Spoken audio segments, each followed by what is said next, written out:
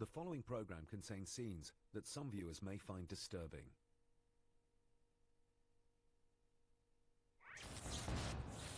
She was only going to be a couple of aisles away when she came back to that game station. Adam was gone.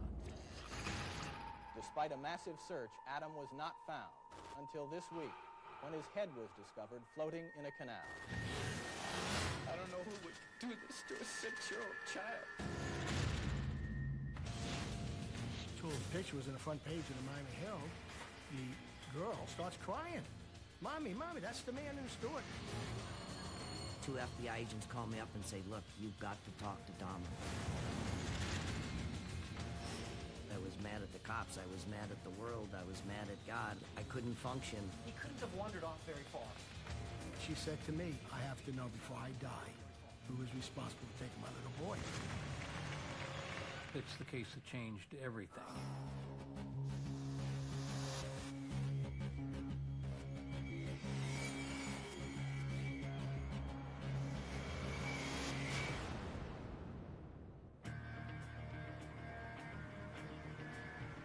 Hollywood, Florida. Nestled in the orange groves north of Miami, has little in common with its glamorous namesake 2,000 miles west. Hollywood, Florida was decidedly small-town America. It was a gorgeous place to live. It was beautiful. Hollywood was a place where you could raise children safely. But on a summer day in 1981... Adam! Adam, where are you? That patina of paradise ended with a simple shopping trip. There was a pall over the community. It was palpable. And changes forever the way America deals with missing children.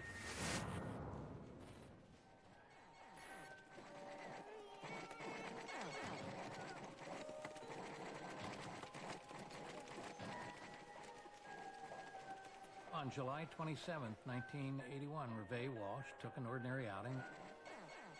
She went down to a local Sears store in a mall, looking for some brass barrel lamps that had gone on sale. And she took her 6-year-old son, Adam, with her. Hard to believe, but video games were brand new, so they had a display there, and Adam asked his mother, can I stay here and watch these boys play? He was fascinated. She says, I'll be right over there. 3 hours away, I'm going to pay for this lamp. You stay right here, Adam. Sarah, I was looking for those lamps. It was 1981. People weren't paranoid as they are today about their children. She was only going to be a couple of aisles away looking for these lamps. The woman went to the back room. There was a little delay. The whole time she's there, she could hear the video game being played. So she's assuming the son's still playing. Reve is away from her son for about 10 minutes. We don't have any left. Thank you. Long enough for her world to fall apart. When she came back to that game station,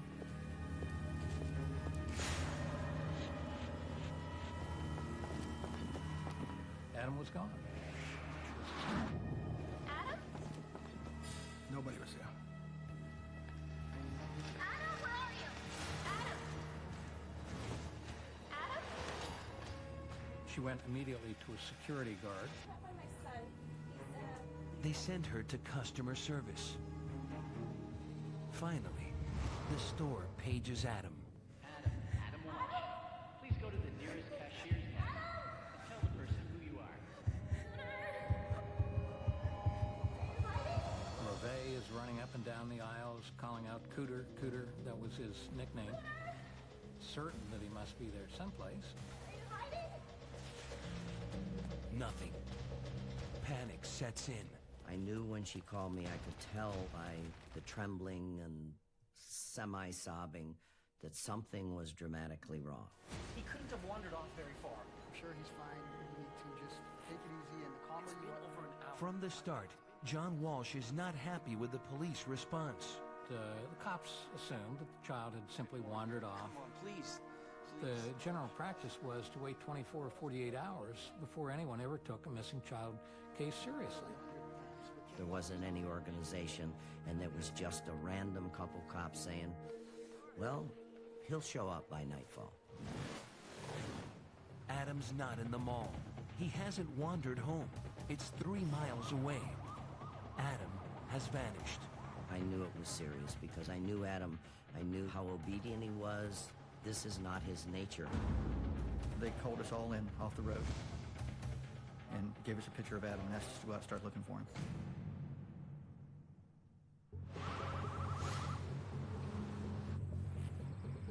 Drainage canals crisscross the area. Easy for a small child to drown in. The fear was that Adam, if he just walked away from the mall, could end up in one of the canals. So that's our main concern. Night falls. Adam's been missing for 8 hours. When it got dark and I said, "Who is searching?" I started to organize my friends, and I backtracked every golf course, every canal. John and Reve refused to stop searching. I had that terrible feeling that something is awfully wrong here. Nobody's looking for this little boy but me and my friends, and something very serious has happened to this little boy. Reve even left her car in that parking space, and John had gone home and got a pillow and a blanket. And they'd left a note in hopes that he'd make his way back to the car. Reve was absolutely convinced he was going to come back.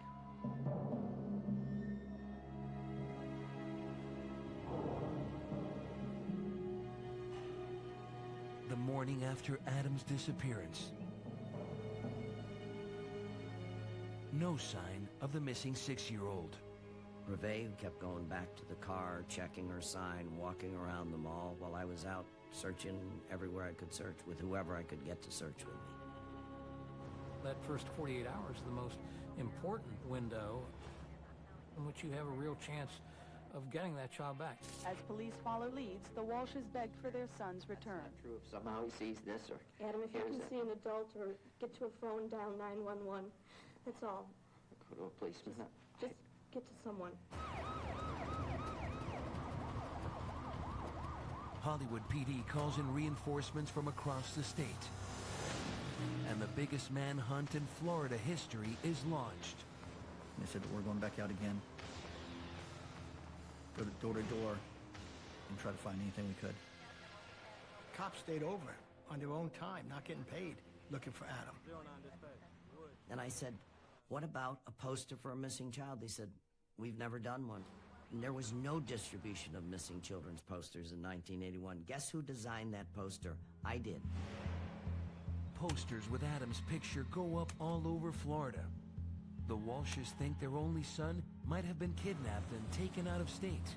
I believe that Adam was probably taken by a woman who had a child die in childbirth, and they had seen this glowing, beautiful little boy, and somehow in their deranged thinking, they were replacing their loss with this beautiful boy. The Walshes persuade airline crews to hand them out to passengers and post them in airports. It was really a kind of grassroots effort to try to find out, to get the word out about what had happened to their child. The critical 48-hour mark passes. No Adam. The authorities go for broke. They brought in a psychic who said she saw Adam in water. So, of course, we were, again, advised to go back out and check all the water. There's a common misconception that body parts float, or that a body has to be weighted after it's, when it's being disposed in water, but that's not the truth. It sinks like lead. Only when a body starts to decompose, gases form within it. They can't get past the skin that forms those air pockets, and that's when up they float 2 days later. Police focus their search on the canals. The days wear on. Media attention dies down, and desperation sets in. We're running out of cash, giving it to volunteers for gas to go out in fields. The Walshes try to get on national TV. All 3 networks refuse. They've all said the same thing. If we do it for Adam, we'd have to do it for every other missing child. We're so sorry. This is a local story. 2 weeks after Adam's disappearance, the host of Good Morning America in New York, agrees. I went, wow, huge break. This is gonna find this boy. We're gonna be on national television. 3 hours before the broadcast, one of John's friends calls the hotel room from Florida. He said, do you have dental charts of Adam? And I went, what could be so important, and who needs dental charts? And he said, John, they found the severed head of a little boy in a canal about 120 miles north. I said, Jeff, couldn't be, could it? He goes, who would cut a little boy's head off? And he goes, don't know, John, but it can't be Adam. It can't be. Adam's got to be alive. With Adam's dental records on hand, medical examiners look at the teeth in the severed head. The upper right incisor is missing. There is a filling in the last molar on the left-hand side. It's exactly as in Adam's records. His parents don't know the terrible truth yet.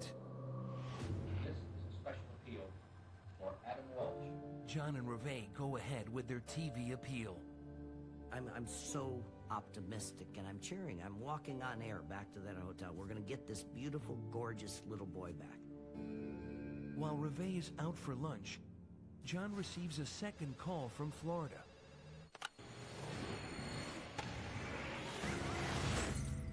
The teeth in the severed head found in the canal match Adam's dental records.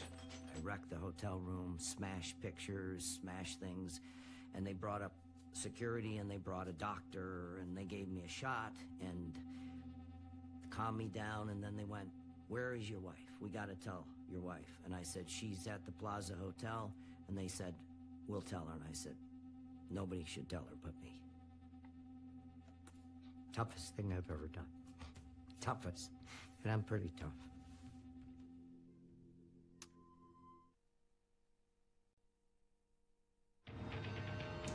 Two weeks after Adam Walsh disappeared, two fishermen find the head of a child in a drainage ditch in Vero Beach, about 100 miles north of Hollywood, Florida. Despite a massive search, Adam was not found until this week, when his head was discovered floating in a canal. Dr. Ronald Wright is brought in to finish the autopsy. The cause of death is almost impossible to determine. It looked like his head was taken off after he died, so that kind of eliminates that as a cause of death. We got tool marks on the bones. Usually in cases like this, the kids are asphyxiated. Dental records are the primary means of identifying remains, but the degree of decomposition is consistent with the timeline for Adam's disappearance. We didn't have DNA back then. We did a presumptive identification, that is, who else do you think it is? There's probably not a lot of young kids floating around with their heads cut off of the turnpike in Florida. They positively identified as being Adam's head. Now we know it's a homicide. Adam Walsh was a typical cheerful 6-year-old boy. His world revolved around baseball. An only child, he was the pride of his parents, John and Reve Walsh. College sweethearts, they've been married for 10 years. Reve is a stay-at-home mom. John, a hotel developer. I thought I had achieved the American dream. Many of the people who attended the funeral service never knew the 6-year-old boy. There were, I don't know how many people at that memorial service, but there was nothing in that coffin. Because Adam's head is evidence. Everything we had done, the extraordinary effort, the people who cared about us and helped us, it had the worst possible ending. The worst. And was unbearable. Was beyond unbearable.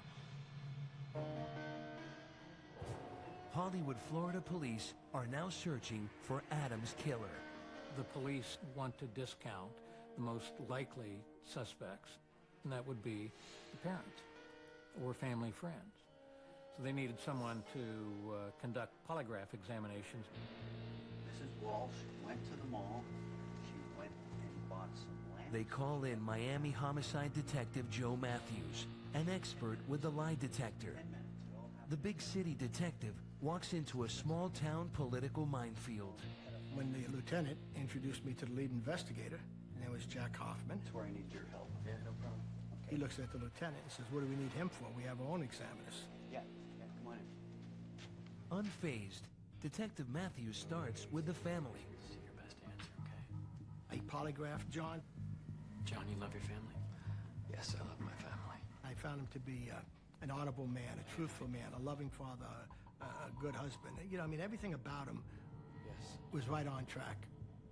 One thing catches Detective Matthews' attention. Until recently, the Walshes had a house guest, 25-year-old Jimmy Campbell.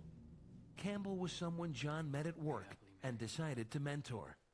We took him in a couple of months ago. Walsh allowed him to live in the house as long as he agreed to go to junior college.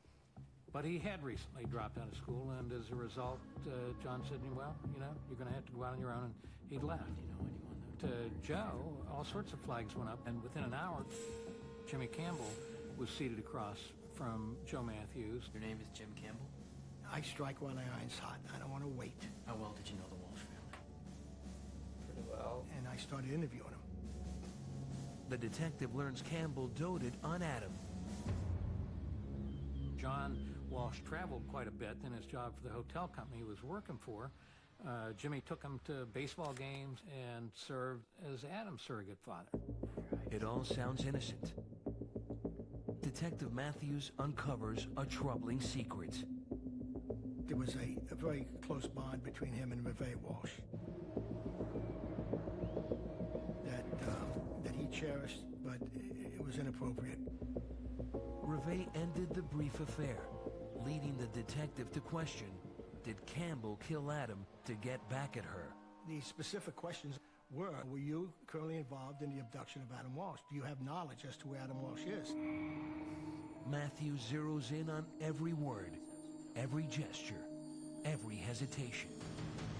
I based my opinion not only on the polygraph and structured question, the body language, that he was not criminally involved in the abduction or murder of Adam Walsh. Matthews reports his findings to the lead detective in the case, Jack Hoffman. I said, oh my God, that's it. You know, love triangle, it's him, it's him. Love, that's it. I said, he is not involved. And that's the issue. Nothing else is the issue. And he said, get this son of a bitch. We know Jimmy Campbell did it. I want a confession. You get him, Joe. Detective Matthews refuses, and an already rocky relationship falls apart. Hoffman sends Matthews back to Miami. He said, well, we don't need your services anymore. I said, okay, I did what I had to do, and that was it. Matthews' analysis is soon proved right. Investigators discover Jimmy Campbell has an ironclad alibi. He was at work. People saw him at work. 3 weeks after Adam vanished, police catch their first serious break. A witness reported to the cops that her son had seen Adam Walsh being pulled into a blue van at the time of the disappearance. And that was a monumental lead for the police. Every blue van in the state of Florida was being stopped 2 and 3 and 4 times. We did stop a lot of blue vans and check into blue vans. It did not lead to anything at all. The lead is a bust, leaving the small-town cops frustrated and directionless.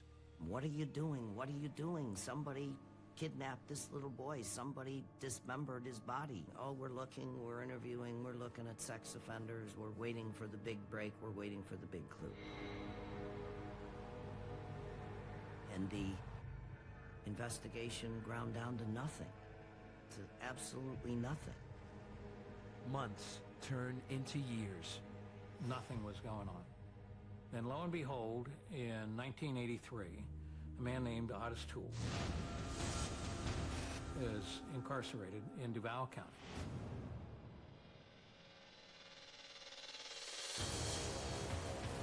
Toole, a native of Jacksonville, Florida, is charged with setting a house on fire, killing a 64-year-old man. He was a drifter, the guy who had an IQ of 75, borderline dysfunctional, but capable of holding a job. He was street smart and quite canny. He's part of a sort of a culture, almost smoke people who exist on the fringes of society.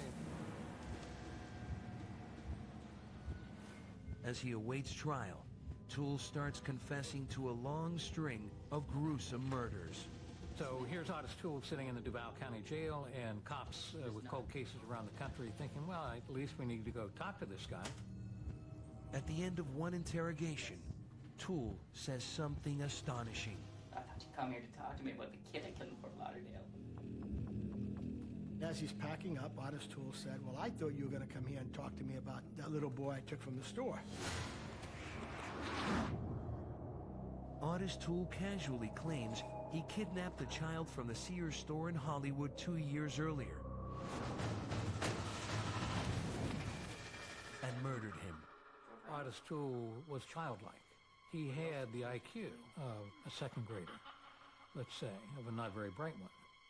It looks like an open and shut case, but it will take another 25 years to solve the mystery of who killed Adam Walsh.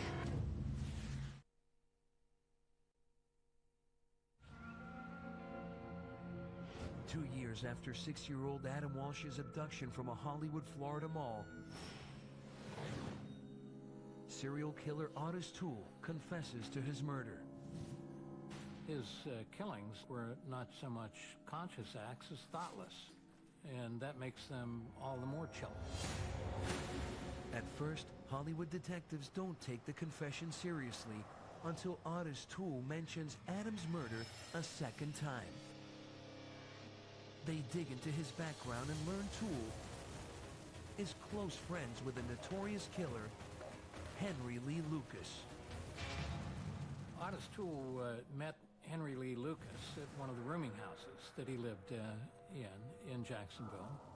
Lucas was a drifter, another sociopath, a convicted serial killer in his own right, bisexual, as Otis Toole was. They had a relationship. The lovers joined forces in a series of arsons and grisly murders.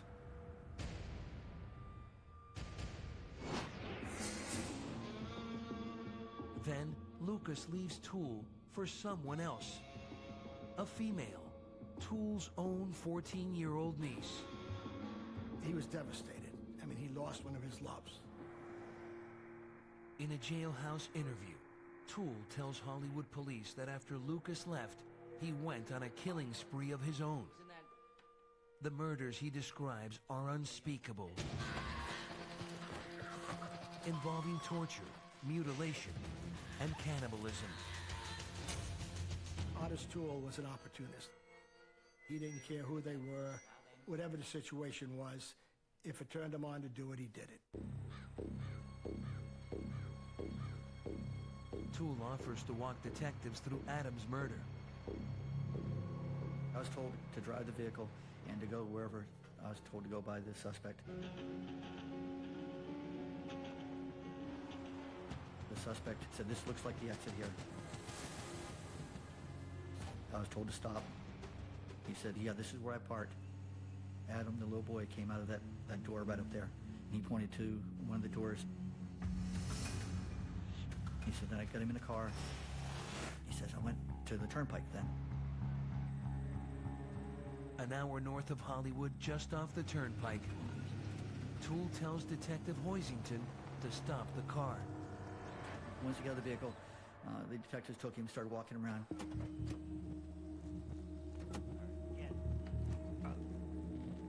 I could hear him telling him, yeah, this is where I killed him. I chopped off his head and I left the body here. Detective Hoisington stays close to the suspect while the others search for Adam's body. Toole sat with me on a log. Why, man? And he was just telling me, yeah, of all the people I killed, I wish I wouldn't have killed this kid here. To Detective Hoisington, the remorse sounds phony. This Toole to me was very evil, didn't care about life. After hours of searching, detectives can't find any trace of Adam. I asked him, I said, well, what'd you do with the head later? He said, well, down the road a little ways, I threw it out. We got back in the vehicle, 15 miles, if that far. I was told to pull over. I walked out with him. He said, yeah, this is right through the head. That was where they found the head. The Hollywood chief of police proudly announces the man responsible for Adam Walsh's murder has confessed. I heard some of the details regarding the homicides. It made Charles Manson sound like Tom Sawyer. More than 2 years of frustration seem over. John Walsh believes justice is finally being served. My heart will be broken for the rest of my life. I miss Adam more now than I did when he was missing because the reality hadn't set in at that time.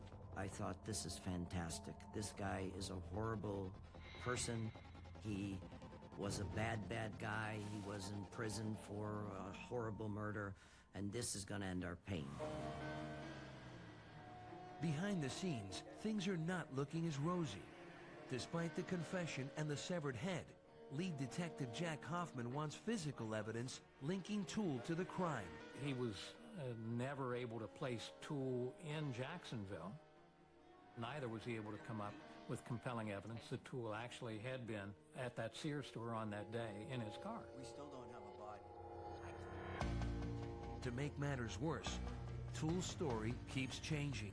He said he buried the body. Then another time he said, no, I just threw leaves over it. And then another time it was like, well, I put the body here by this tree. Oh, no, it was over here. Which made it very difficult for police ever to take him seriously as a possible killer. Why? We're not here to play games, okay? We've already... The final blow, Toole retracts his confession. I'm talking to him. Investigators aren't confident they have enough to convict. When you think your case is closed and you have some finality and you think you're getting justice, and then to be told it's fallen apart, they've made mistakes, and that the DA's office wasn't going to go forward, it was heartbreaking. Toole remains behind bars for his other crimes. He confessed to more than 100 homicides. It's pretty clear that he committed at least 9. He was convicted of 5 and placed on Florida's death row. With no new leads, Hollywood PD puts the Adam Walsh case on the shelf. And in the meantime, I was descending into hell. Reve and I had nothing in common but the murder of Adam. They estimate we got over 50,000 letters to the parents of Adam. Reve went out and looked and opened every one of those letters. I would try to go to the office, I'd throw up in the bathroom, I'd come back, I'd stay home for a couple days, I'd be angry, I'd be mad, I was mad at the cops, I was mad at the world, I was mad at God, I was angry, heartbroken. While I was stewing and trying to figure out a way to, I don't know, get out of this life, end my pain, she was trying to do things. Reve opens up the first Adam Walsh Center to find missing children. We need proactive programs to teach our children how to be safe. Eventually, John also finds his way out of hell by devoting his life to making sure Adam didn't die in vain. The Walshes had lost their child, but their continuing fight to help others find lost children resulted in President Reagan signing the Missing Children's Act. John Walsh takes his crusade one step further. In February 1988, he begins hosting the hugely popular crime-fighting series, America's Most Wanted.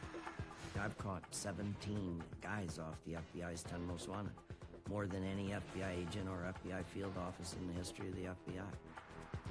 In 1992, 11 years after his son's murder, the cold case comes back to life. Jeffrey Dahmer's father calls the hotline and says everybody's forgotten that his sexual preference is boys. You've got to take a look at Jeffrey Dahmer. Could one of America's most notorious serial killers be responsible for Adam's murder?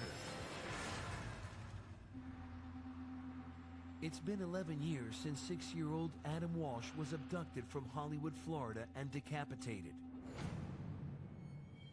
Now, a tip to America's Most Wanted suggests serial killer Jeffrey Dahmer might be involved.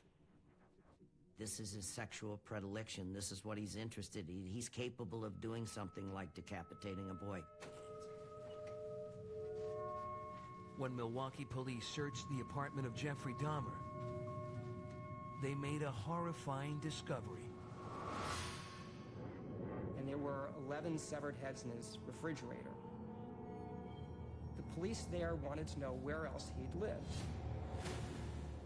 Investigators trace his movements and discover that in 1981, the year Adam was murdered, Dahmer lived in Miami Beach.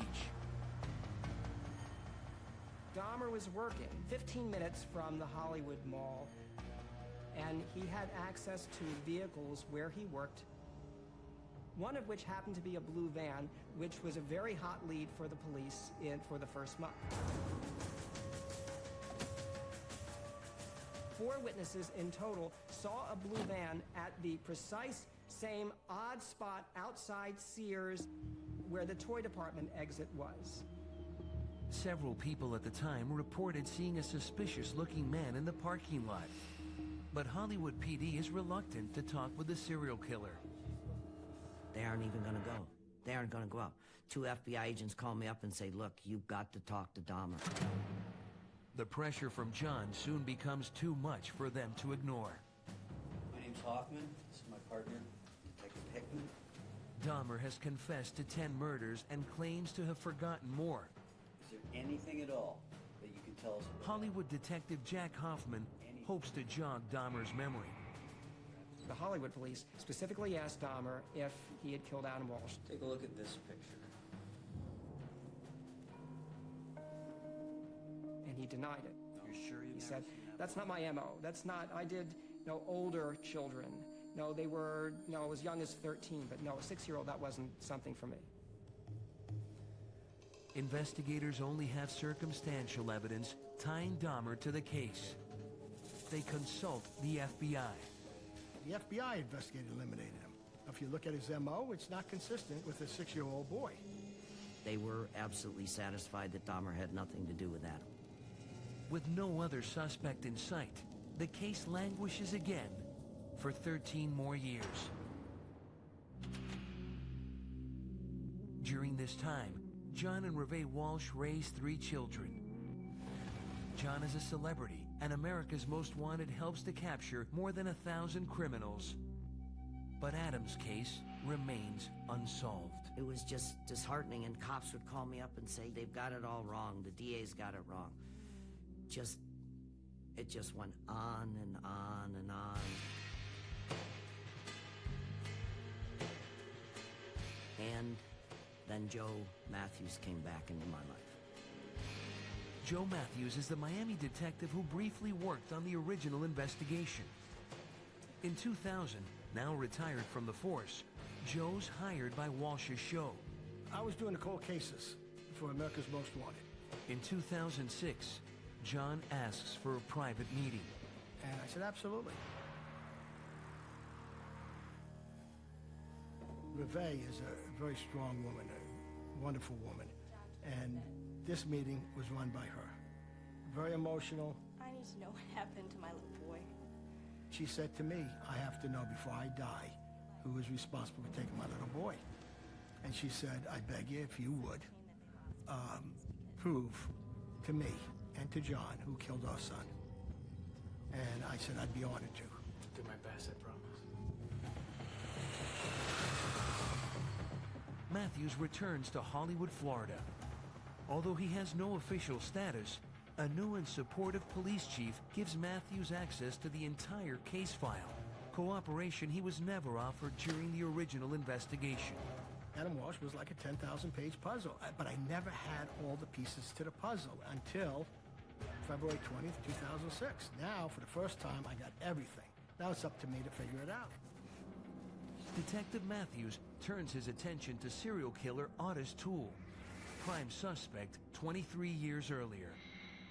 I knew that they eliminated him basically as a suspect, and I couldn't understand why.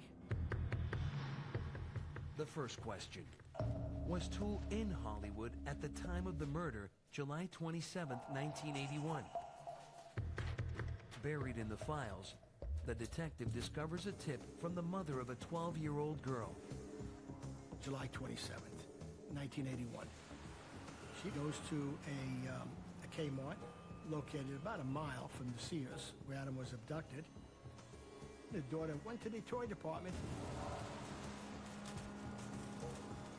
A creepy-looking man with a shopping cart approaches the child. For a ride? He said, hey, come on, you want to go for a ride? The kid screams. He leaves. 2 years later. Tools' picture was in the front page of the Miami Herald. The girl, who's now 14, she looks at it and starts crying. Mommy, Mommy, that's the man in the store, that's the man.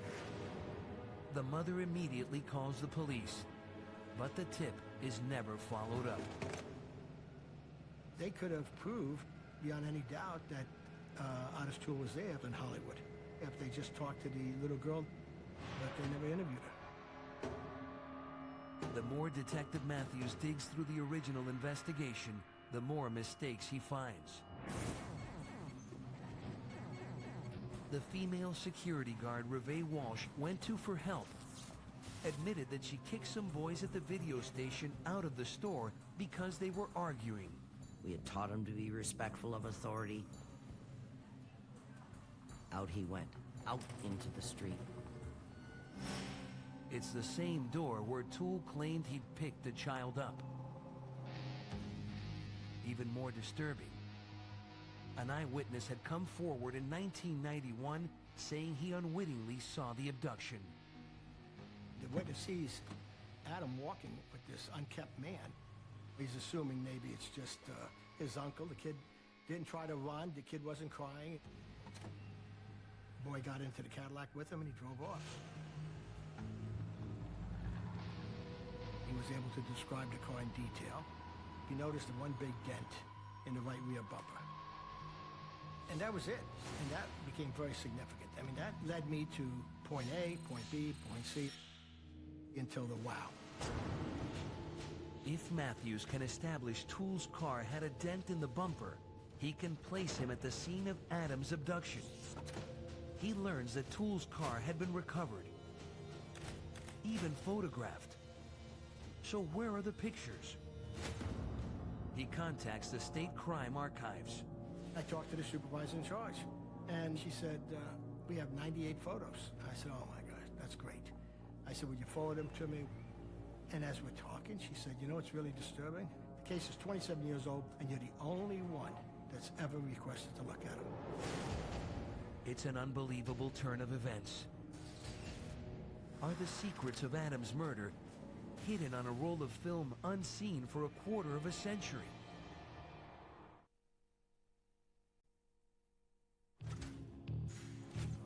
In 2006, 25 years after Adam Walsh was snatched and killed, former Detective Joe Matthews has uncovered never-before-seen photos of serial killer Otis Toole's car. It's a huge break. I was upset that no one just thought about looking at crime scene photos. As upset as I was, down deep, I was really excited about it. On the day of the abduction, a witness at the mall saw a car like Toole's with a distinctive dent in the bumper. If the picture of Toole's car shows this dent, they place him at the scene of Adam's kidnapping. I go through these photos. That's the bumper, just like he said. One big dent in the right rear bumper. Man, I am so excited. This is great. The photos strongly suggest the car a witness saw Adam getting into was Otis Toole's. And they reveal far more. As I'm going through the photos, I look at luminol. It picks out the iron in the blood and it illuminates it like a metallic blue. Holy cow, what do I see here? Back in 1983, the police found a machete in the back of Toole's car. The first thing I see is the suspect machete. It looked like somebody spray painted it with a metallic blue, covered in blood. And then I look at this one photo and I said, oh my God, I can't believe what I'm seeing. And what I do, I get goosebumps, I swear to God. I've never seen anything like it. And what I have is, in Otis Toole's own words, he said after he beheaded Adam, he threw the head behind him onto the floorboard of the back seat carpeted. And I have a blood transfer from Adam's face onto the carpet that actually show his image. Oh my God, that's Adam. To this day, haven't seen him. It will be the last image before you go to sleep at night. It will be the image burned indelibly into your subconscious. Reve had the guts to look at him. It is Adam's face. It is his face, net carpet. Without a doubt. This evidence was never looked at by the original Hollywood, Florida investigators. It's one of those inconceivable screw-ups. Had that evidence been examined in 1983, I think the case would have been solved. It's been a tough quest, but former Detective Joe Matthews finally pulls all the evidence together. I worked it literally 7 days a week, 10, 20 hours a day, for over 2 years. But Otis Toole will never face justice. Suffering from cirrhosis and AIDS, Toole died in prison in 1996, 10 years before. Matthews learns he made a deathbed confession to a niece.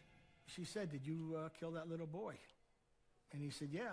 He said, "I feel bad about it, but I don't want to talk about it." I said, "Why didn't you report it to the police?" And she said, "Well, nobody asked me." After 2 years digging up long-lost clues, Matthews has put together a full picture of what happened to Adam at the Hollywood Mall on July 27, 1981. One of the witnesses that had come forward actually sees Adam, and he sees Otis Toole. Like that? Adam walks up to him. Like that? Toole tells him he has some toys in the car. Adam want to come see him. He gets in the car. Toole locks the doors.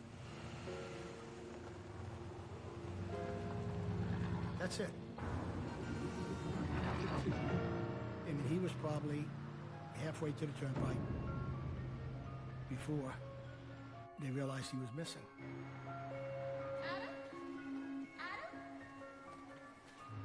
Adam is really, really crying and really upset. And it was really getting on his nerves. He goes into the first rest stop, parks the car, he punches Adam in the stomach. As he's gasping for air, he puts his hands around his neck and he squeezed.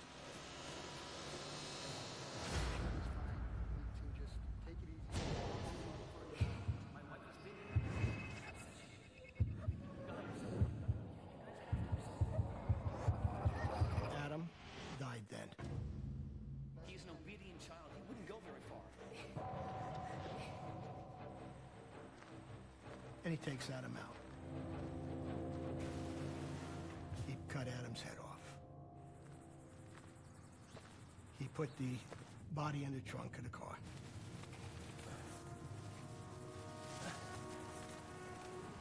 And he took the head, he threw it behind him, and it went onto the floorboard. He got off an exit, and he walked out on the dock, he said, and he threw the head in the water. Detective Joe Matthews' version of events is accepted by the Florida State Attorney's Office. They call it exceptionally cleared. What that means that had he been alive, he would have been arrested, he would have been prosecuted, and they're confident that he would have been convicted of the abduction and murder of Adam Walsh. Therefore, the case is closed. Otis Toole murdered Adam Walsh. After 27 years, Reve and John Walsh learned the truth about what happened to their little boy and receive an apology from the Hollywood police for bungling the investigation. Rather than sealing the deal with Otis Toole, which we should have done, we took a defense look at it, and we tried to defend ourselves for the mistakes that were made. They make the announcement. And for Reve and I, this was a huge, huge day in our lives. There's no words that can tell you how I feel. Listening to the words that came off of Chief Wagner's lips just penetrate my soul. anger, the hurt, the resentment, the sadness just kind of went away that day. You know, Reve and I tried very hard to make sure Adam didn't die in vain. Today, this is a reaffirmation of the fact that he didn't die in vain. A beautiful little boy. Probably at the time Adam disappeared, we had 500 to 1,000 kids that were just, unidentified in medical examiner and coroner's offices throughout the U.S. That's probably down to about 100, maybe even less now. Of course, we've got DNA, too, which makes it a lot easier. It was an unknown problem. I think John Walsh was absolutely flabbergasted when I told him that there were that many kids that were just, found dead. In 1981, before Adam Walsh went missing, there were no such things as children's faces on milk cartons, on billboards, no Amber Alerts flashing on highways, no Center for Missing and Exploited Children, no national database of pedophiles. John and Reve Walsh turned their personal grief into political action. Because of their dedication, every missing child in America has a better chance of coming home alive.